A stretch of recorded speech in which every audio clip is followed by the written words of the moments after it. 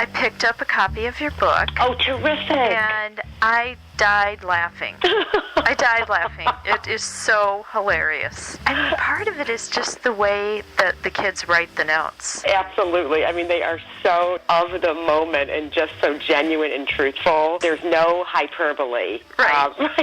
Right. I mean, you know it's real, and I think everyone can relate, whether you're a parent or you're going back to your own childhood experience at camp. Now, how did you come up with this idea? The idea came when Bianca was 8. She had this idea that she was ready to go to overnight camp. And we really, really thought that she was too young. Yeah. But she was so convincing in her seemingly rational argument that we all acquiesced and, kind of had a family powwow about it. And she had done the research about camps around the country and found the one that she wanted to go to. And we agreed and we shipped her off, kind of clicking our heels the whole way, thinking, boy, this was pretty painless. She really was ready. Right. And then the first letter came.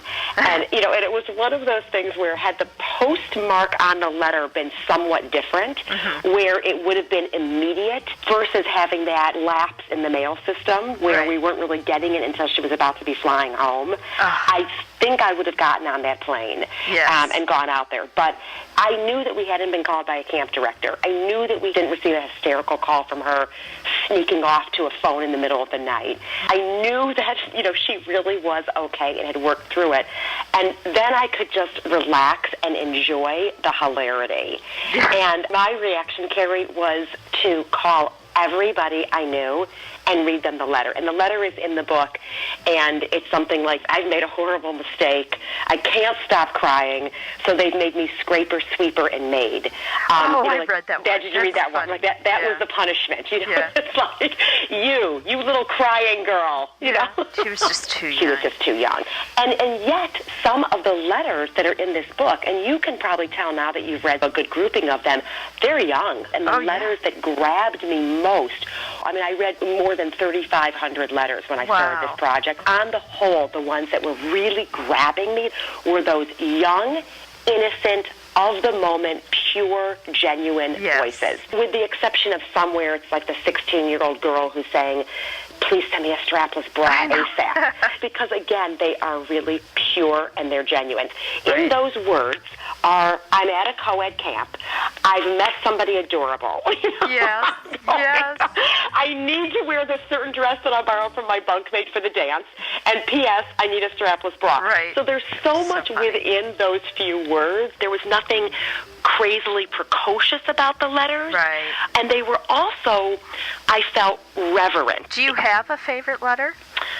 Oh, gosh, I have so many favorite letters. I have so many favorite letters. I mean, I will say that the letter in the very first chapter, it's the letter that is on page 10, and it's in the very first chapter called Just to Let You Know, and he writes, Dear Mom, day 5 of camp is a lot better.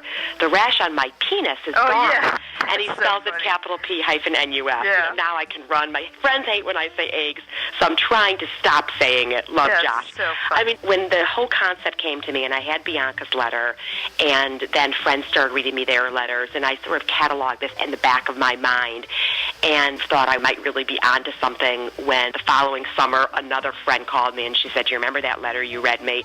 Well, I've got one that's going to top that. And she read me this letter on my voicemail, and I really thought there's enough material out there. Yeah. So I contacted a literary agent in New York, and he really liked the idea, and he said, here's what you need to do. If you can collect about 50 letters like the ones from Bianca and this other girl, pretty quietly, let's see what you come up with, and then I think I can package that up and shop it around to a publisher. Sure enough, that's what he did, and he sold it straight away to Abrams Books New York. And then I had about 7 to 8 months to collect what would be 150 letters in the book. Now, so many of the letters, while hilarious, come from kids who seem to really want to come home. What's your take on this? Is homesickness just a part of the camping experience? I think it's a rite of passage, and I think that the letters, like I was saying, that there were certain letters that were not letters that I felt were appropriate for the book. The kids were too homesick. And I think in many of those cases, the parents did come to get those kids. Yeah. In this book, in the Get Me Out of Here chapter, there is not one of those children who has not returned to camp.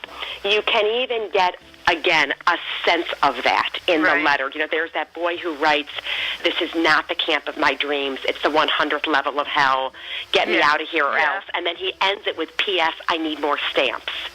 So, you know, there's that, like, I love the irony in that. Yeah, right. I just love it. And he went back to camp year and year and year again. Right. Can you tell me just a little bit about the deal with Disney? Yes, absolutely. So Disney optioned the rights to P.S. I Hate It Here Okay. for a year. They optioned the TV, film, and theatrical rights, which is awesome. And I know that this first step is that they are working with 2 writers who are developing a pilot for an episodic TV series. How cute. Yes.